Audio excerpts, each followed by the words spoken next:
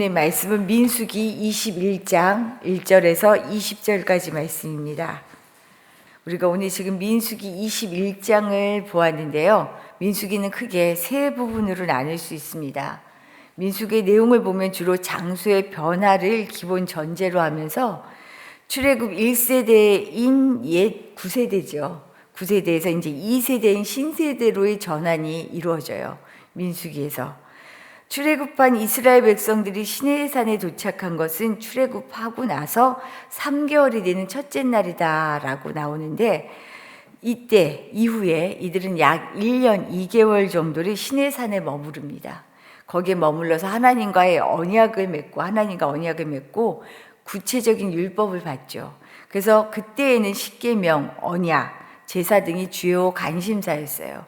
이 부분에 대해서 하나님으로부터 듣고 어떻게 해야 되는지 알게 되죠. 이런 배경과 내용으로 민수기는 크게 세 부분으로 나누어집니다. 1장에서 10장까지는 시내산에서의 행군을 준비하는 단락이에요. 이제 왜 이때 시내산에서의 행군을 준비하느냐 하면 민수기에 들어와서는 시내산을 떠날 때가 되었어요. 1년 2개월 정도를 시내산에 머물렀었는데 떠날 때가 되면서 마지막으로 준비해야 할 사항들을 점검하게 됩니다. 10장까지는. 그래서 민수기의 전체적인 분위기는요, 이때 당시 10장까지는 이제 시내산을 떠나 약속의 땅 가나안에 들어갈 수 있다라는 기대를 가지고 있어요.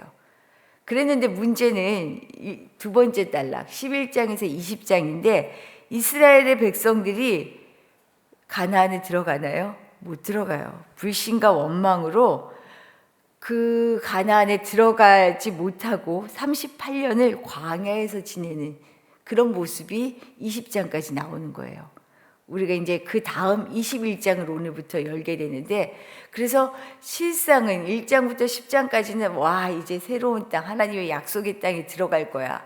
준비를 딱 하고 기대에 설레어 있다가 막상 나갔는데 20장까지는 불신과 원망 때문에 가지를 못해요. 그러면서 광야 생활이 40년 예상치 못하게 긴 광야 생활을 하게 됩니다. 그러다가 이제 21장 새로운 지난한 이 시간들을 지내고 드디어 21장 오늘 말씀을 시작으로 해서요, 마지막 단락이 시작됩니다. 이스라엘이 약속의 땅을 향해 나아가는 새로운 여정이 시작되는 거죠. 그러면서 이스라엘의 회복과 승리를 보게 됩니다. 이스라엘 백성들의 광야의 여정은 사실은 우리의 인생의 여정하고 참 많이 닮아 있어요. 닮아도 너무 닮은 것 같아요. 광야를 지나며 다양한 경험과 사건을 경험하게 되죠. 때로는 목숨을 걸고 믿음으로 씩씩하게 싸워나가는 순간들이 있습니다. 그런데 어느 때는요, 그 좋던 믿음들이 다 어디로 갔는지 모르겠어요. 갑자기 원망과 불평으로 가득합니다. 그러다가 아픈 매를 맞고서야 정신을 차리는 등 감사와 원망으로 참 스펙터클하게 살아가죠. 우리 인생이 그러잖아요. 이런 점에서 이스라엘 백성들의 광야의 여정을 통해 우리의 신앙 여정을 살펴보려고 합니다. 먼저는요, 하나님은 무릎 꿇는 당신의 자녀를 반드시 세워주십니다. 반드시 세워주셔요. 오늘 1절에서 3절까지의 말씀을 보면 이스라엘이 호르마의 성읍을 진멸하는 모습을 보여주십니다. 어떻게 보면 네겝의 아랏 왕이 공연히 이스라엘에게 시비를 거는 것 같아요. 이들이 이스라엘이 오는 길이 어디다라는 것을 알고는요, 길에서 그들을 치고 사로잡습니다. 이렇게 갑작스러운 공격을 받은 이스라엘, 어떻게 반응할까요? 그것이 2절 말씀이에요. 오늘 민수기 21장 2절 말씀인데 우리 같이 한번 읽어보겠습니다. 이스라엘이 여호와께 서원하여 이르되 주께서 만일 이 백성을 내 손에 넘기시면 내가 그들의 성읍을 다 멸하리이다. 예기치 못한 난관 앞에서 이들은 먼저 하나님께 물어요. 우리가 이 앞에 20장까지의 말씀을 봤을 때 보던 이스라엘 백성들하고 좀 달라요. 내가 이렇게 하겠다라고 미리 결정하지도 않습니다. 하나님께서 만일 허락하시면 내가 싸우겠다라고 말해요. 하나님 싸워도 되냐고 물어보는 거죠. 감정 같아서는 우리가 지나가는 길에 그냥 갑자기 나타나서 우리를 치고 또 백성들을, 우리 민족을 끌고 가고, 이런 사건을 봤을 때 어떻게 해요? 당장에 어떻게든 해봐야 될 것 같잖아요. 그런데 먼저 물어봐요. 하나님이 허락하시면 하겠습니다. 그러자 하나님께서 이들의 간구에 응답하셔요. 3절 말씀을 보면 이렇게 나옵니다. 여호와께서 이스라엘의 목소리를 들으시고 그들의 간구를 들으시고 그들의 마음을 들어보셨다는 거죠. 가나안 사람을 그들의 손에 넘기심에 그들과 그들의 성읍을 다 멸하니라. 그들의 간구에 하나님이 응답하시는 거죠. 이처럼 약속의 땅으로 다시금 나아가는 이스라엘의 새 출발은 호르마에서의 승리로 시작됩니다. 그런데 사실 이 호르마는 이스라엘에게 상처와 아픔의 땅이었어요. 출애굽 2년쯤 되었을 때 가나안으로 들어가기 전에 정탐했죠. 정탐하고 나서 이스라엘 백성들이 어떤 선택을 하죠? 하나님은 가라고, 어떤 땅인지 보라고 보내셨는데 그곳을 보자마자 못 간다고, 저기 가면 우리 죽는다고, 저기는 우리 살 길이 아니라고, 가라고 하는 곳에 못 간다라고 우겨요. 그러다가 오히려 애굽으로 돌아가겠다고 막 우기던 이 백성들이 하나님께서 허락도 안 했는데 가나안을 침공하겠다고 이제는 나섭니다. 거꾸로 청개구리처럼 행동하죠. 그러다가 호르마까지 도망을 친 적이 있었어요. 하나님이 허락하시지 않은 땅을 어떻게 갈 수 있었겠어요? 못 갔거든요. 갈 수 없었거든요. 그러다 오히려 자기들이 지고 호르마까지 도망치는 사건이 있었던 거죠. 바로 그 호르마예요. 호르마는 이스라엘 백성들의 불순종으로 인한 실패와 아픔의 자리였습니다. 그런데 출애굽 40년에 이른 지금, 38년이 흐르고 난 다음에 지금 40년이 지난 이 지금 이스라엘 백성들이 자신들의 죄를 딛고 주님께 물으며 순종을 다짐하고 승리하는 자리로 이 자리가 바뀐 거예요. 신앙의 여정은 순종을 통해서 승리를 누릴 수 있습니다. 순종을 통해서요. 우리는 다른 것으로 길을 찾을 수가 없어요. 오직 주님께 지금 내가 무엇을 어떻게 해야 하는지 물어보고요.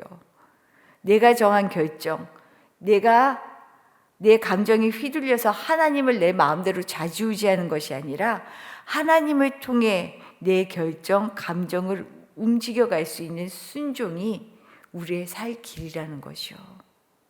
오늘도 주님 앞에 순종하실 수 있기를 바랍니다. 내가 정한 길보다 더 좋은 길이 하나님이 마련해 놓으신 길이잖아요. 오늘도 이 길을 믿으시고요. 하나님 앞에 순종할 수 있는 하루 되시기를 축복합니다. 두 번째로는요. 고질적인 불신을 이기는 방법은 노뱀이 되신 예수를 바라보는 것. 오직 주님을 바라보는 것밖에 없습니다. 이렇게 믿음의 순종으로 승리를 거두었지만 이스라엘은 바로 시험에 들어요. 3절까지 승리를 이룬 모습이 보였는데 4절에서요. 바로 시험에 든 모습을 볼 수 있습니다. 우리 4절 말씀 같이 읽어볼까요? 백성이 호르산에서 출발하여 홍해 길을 따라 에돔 땅을 우회하려 하였다가 길로 말미암아 백성의 마음이 상하니라. 이스라엘 백성들은 좀 수월하게 가고 싶었는데 돌아서 가야 하는 상황이 너무 싫었던 것 같아요. 변화가 없어요. 정말 이거 돌아가야 돼? 진짜 이렇게 해야 돼?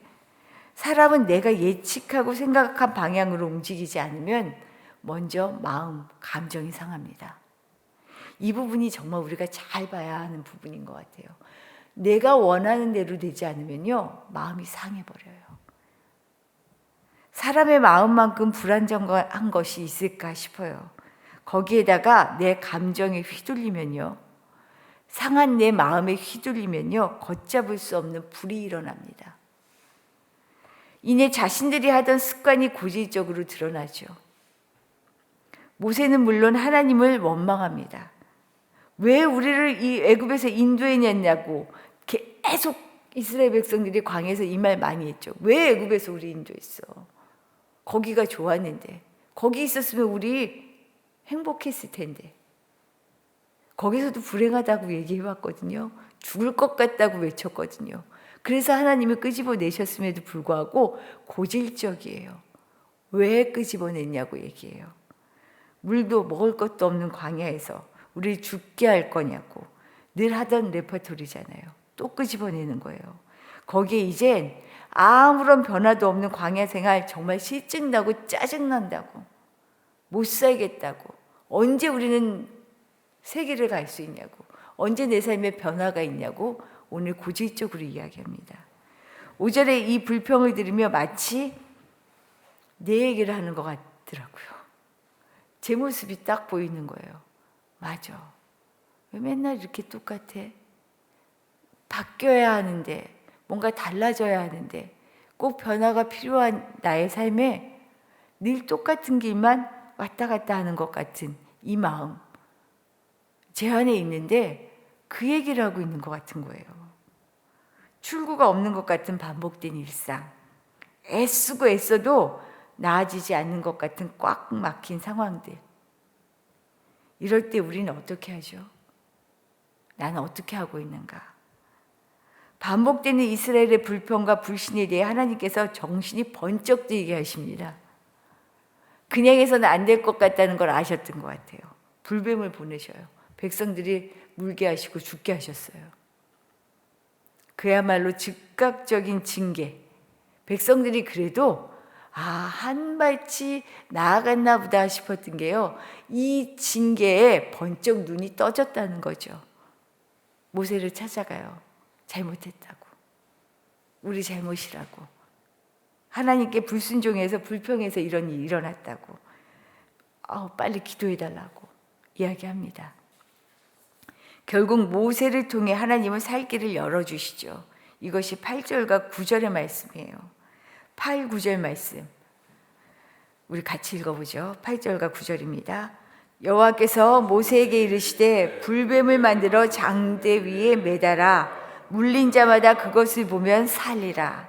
모세가 놋뱀을 만들어 장대 위에 다니 뱀에게 물린 자가 놋뱀을 쳐다본 즉 모두 살더라. 아멘. 다른 거 없어요. 쳐다보기만 하면 산대요. 물린 자마다 쳐다보면 산다.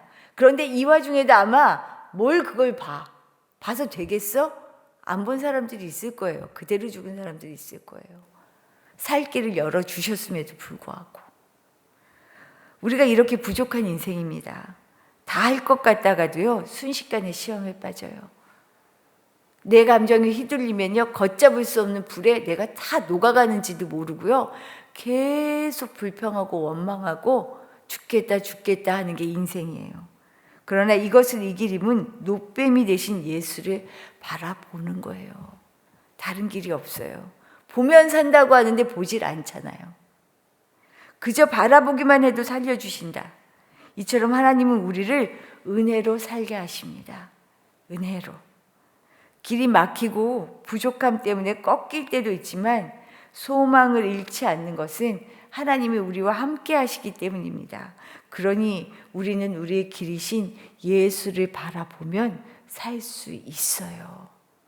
오늘도요, 어떤 꽉 막힌 상황일지라도, 될까 싶은 상황일지라도요, 바로 이때 내 감정이 나를 막 휘어잡고 정말 순식간에 지옥으로 던져넣는 것 같은 그런 상황에서도요, 주님을 바라보면 살 수 있습니다. 오늘도 이 살 길을 가시기를 축복합니다. 주신 말씀 생각하며 기도하도록 할게요. 하나님은 무릎 꿇는 당신의 자녀 우리를 외면하지 않으셔요. 반드시 세워주십니다. 그러니 우리 다른 것 보지 말고요, 오직 예수를 바라보며 살 수 있기를 바라요. 그렇게 기도하실 수 있기를 바랍니다.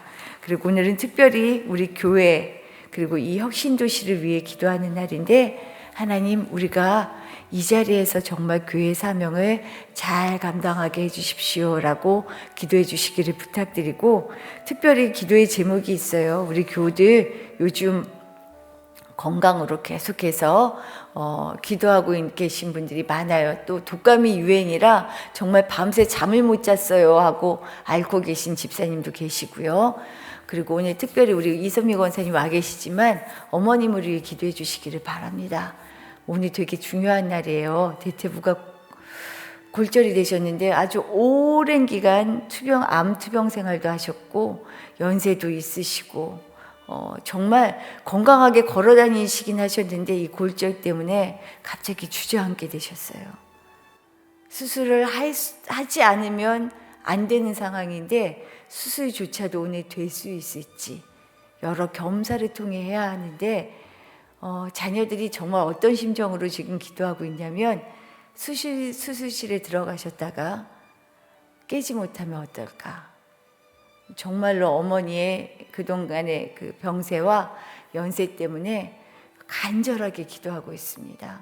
하나님, 수술해야 한다면 강건하게 수술하실 수 있고 치료되실 수 있도록 도와주시고, 수술하지 않아야 한다면 하나님께서 그것조차도 그 이유까지도 이끌어 주십시오.